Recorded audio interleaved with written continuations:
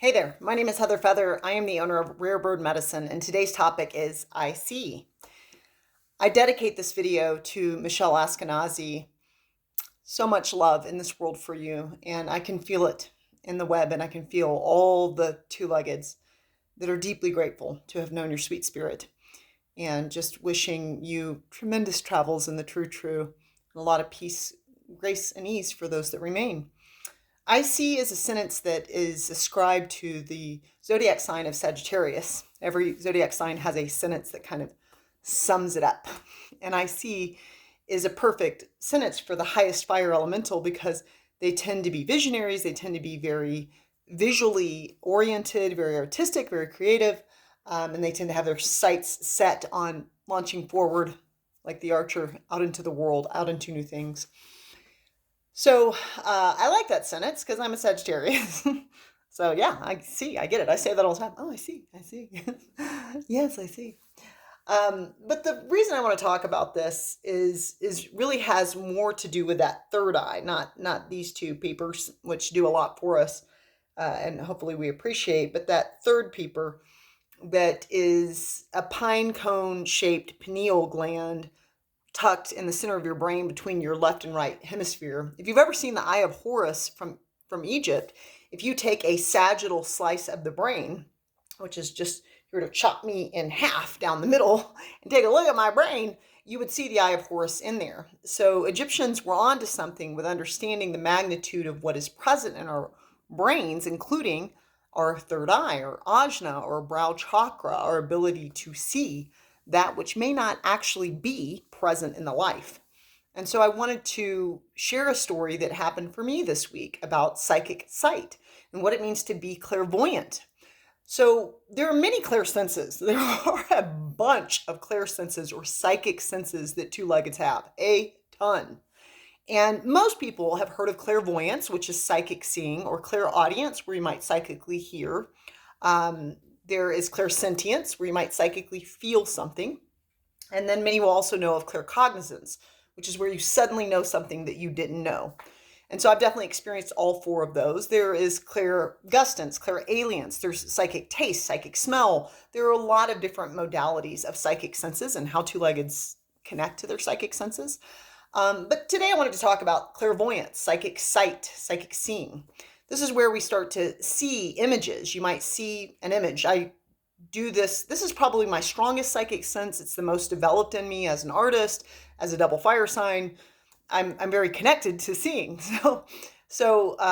And I think probably clairaudience came next, but this is the one that is the most developed for me, is seeing. And when I do a Kundalini healing, I see. I look into people's bodies, into their chakras, into their energy centers. I look for crystallization, stagnation. I look for gray smoke for depression. I'm looking for a lot of different things as I astral travel to someone and start to scan and look at their body with my etheric sight and my ajna, brow chakra, third eye. So this week, a beloved, deeply well-loved, and amazing light of a person exited flesh costume and went from what I call the true realm. Is this realm true? Kind of. Holograms are true. Dream, Maya, illusion, holography. It's true.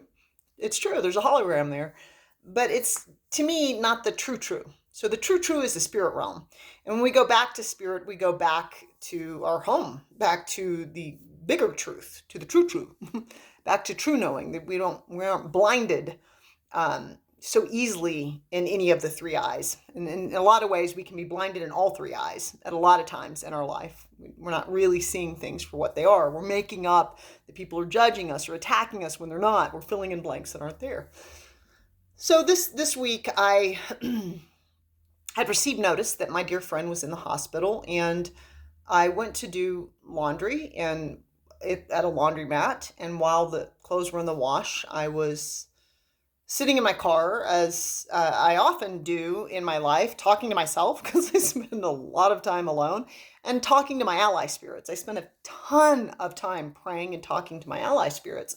And I was talking to my ally team, which is massive. My spirit realm doesn't fit under a microscope team, we could call them, those that are more content and less form-based. And I was asking them about Michelle. And I was asking, will she heal for this? Can I send her Kundalini healing? Can I aid to heal?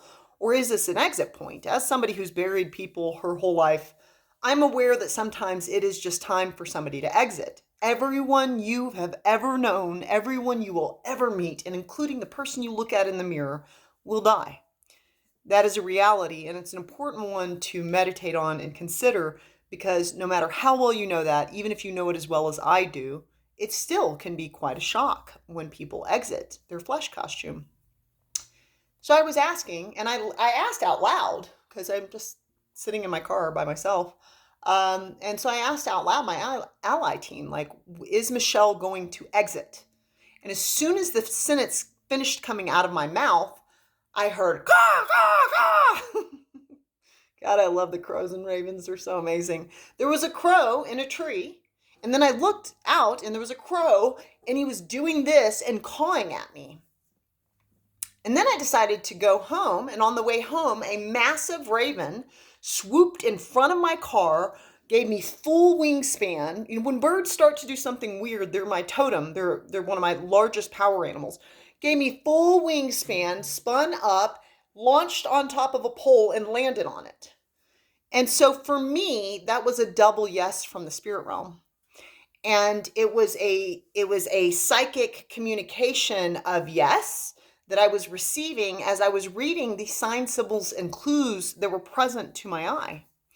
And so, you know, I can see there's birds, but I can also just go, get out of the way, bird, or like, stop yelling, or whatever. I can ignore the sign, symbols, and clues that are present in the physical world and disconnect from the messages that may be present in the spiritual world. So when I got home, I started grieving immediately, because I'm so attuned to the spirit realm. I'm so attuned to my ally spirits and my power animals.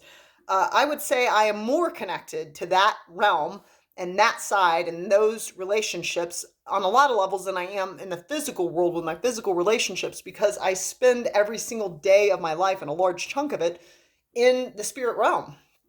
And so I came home and I grieved, because that yes, that spirit yes, that clairvoyant yes, that ability for me to see through with my physical eyes into the spiritual eye of what was being spoken in the moment, let me know that I needed to prepare myself to start digesting this truth. And it was less than 24 hours before Michelle exited this plane. And so I share this story, which would normally be private. There are all kinds of magical, mystical, groundbreaking experiences. Even the Akashic Records has echoed this back to me. Like, at times, this one has groundbreaking experiences, because I'm constantly attuned to spirit. And I tend to keep those to myself, because a lot of two-leggeds, you're just like telling them a weird little story. They can't relate if they didn't see it themselves. So it's like, whatever, it's between me and spirit. But I even texted my sister and I told her, you know, I'm so sorry. It's so sad Michelle is exiting. And then less than 24 hours later, my sister texted me back. She exited, and I already knew. So the thing I'm focused on today is, are you paying attention to your inner sights? Are you paying attention to your inner eye? You know, there's a reason the Eye of Horus was so highlighted in Egyptian culture, because we're talking about our ability. You know, we estimate we use, 10% of our brains? Well, what if we were to start to use the other 90%? And what if part of using the other 90% stems from the activation of that pinecone-like pineal gland, working with the thalamus, the hypothalamus, the medulla oblongata, like actually working with aspects of our brain and understanding their function overall, and our capacity to go beyond the Newtonian mechanistic way we tend to hold and look at and think about the world, to get in more of the quantum mechanical way that we can alter, change, improve, give graces into the things that our eyes will fall upon as a part of existing in this world. And so today I'm asking you, have you ever had sights that you've seen in your eyes? I had a client once. I give my clients everything I receive when I do cord pulling, journey work, any type of shamanic work, kundalini healing, soul retrieval, ancestor healing. Whenever I'm doing psychic journey work for clients or psychic surgery, I give them everything I get. And I don't know what it means, and I don't know why I'm seeing it. And I told this one client, I see a gray, it looks like gray wood that's worn by weather. And it's like a farmhouse, and there's a porch, and you can get under the porch, and the kids do get under the porch, and they hide under the porch. And I see goats and I see chickens. And she said, you are exactly describing the house that I grew up in. And yes, we used to hide under the porch. I had this exactly described her childhood, which is an affirmation for the work that I'm doing. When she understands, because of my psychic sight, that I clearly do see things that she was a complete stranger to me when we got connected together. I had never known her or spoken to her before.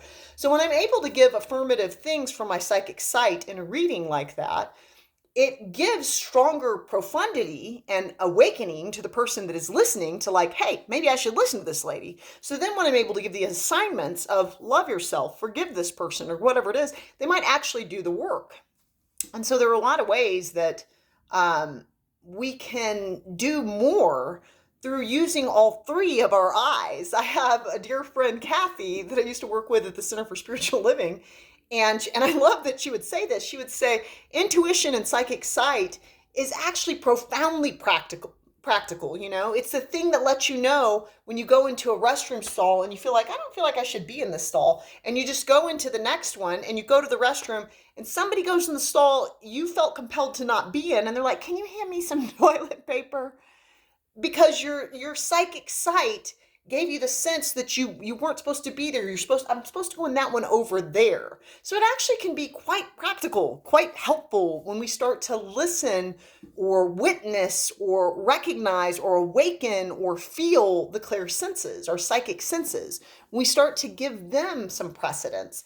And our psychic sight, our ajna, our brow chakra, is always connected to anahata, the heart chakra, because there's a reason they say gut feeling. Your psychic seeing and psychic knowing is connected to the way you are feeling.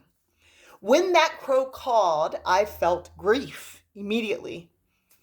I felt loss. When the raven flew across my windshield and gave me a whole song and dance, which is what it felt like it was doing, I felt grief. I could feel the question I was asking being answered, you know? So let's take a moment to go within to our inner psychic sight and bring your awareness into the center of your brain, just in between your left and your right hemisphere. We can allow ourselves, just through the awareness right now, I allow my brain to hemisync, left and right hemisphere, syncing and harmonizing together, wiring the left and right together. And you notice a pine cone-like pineal gland in the center of your brain between these two hemispheres. And a purple or violet light begins to grow or to glow with a breath, awakening your psychic sight. You may even witness an amethyst here, pulling in amethyst crystalline energy into your third eye center. You can feel that purple light as you find your natural breath. Continue to push away any cloudy, foggy, non-visionary energy this day as you awaken your vision center, your imagination, your psychic inspiration, and the clearest eye that you will ever possess in your paradigm. So we allow ourselves to see. You may see written in light here in the center of your brain, I am clear. I am clear. I see clearly. You may see, I am psychic. I am psychic, right? And we begin to allow, with these affirmations written in the ajna, brow chakra, third eye chakra, to awaken our psychic sight. No need to be afraid. No need to have any fright, because what we see from this place can give us a richer, more magical, more mystical experience in the paradigm. What a grace, what a grace, what a grace. If there's anything you've been holding that feels too weighty, it just feels like too much, feel free to gather that up in the breath, exhale it blessed away from you. And as you inhale, open your eyes, awaken to the prize that is your beingness. No need to fear seeing. So much can be given from that inner eye. There are a lot of classes being offered. You can go to rarebirdmedicine.com, click on the classes link, and learn more about that. You can always subscribe on YouTube. Amun.